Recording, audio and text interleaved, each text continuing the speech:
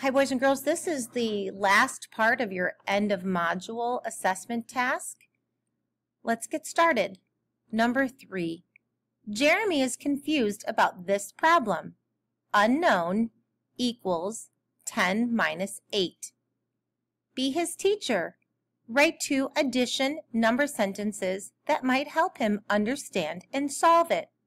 Explain to Jeremy using words, pictures, or numbers too. Moving on. Number 4. At the park, there are 6 friends playing baseball. Some more friends come. Now there are 10 friends playing. How many friends come to play with the first 6 friends? Explain your thinking using a math drawing, numbers, and words. Letter B.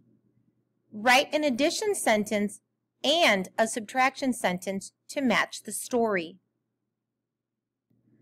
Letter C. Write the addition sentence you found when solving the problem and use the same 3 numbers to write 3 more number sentences or related facts.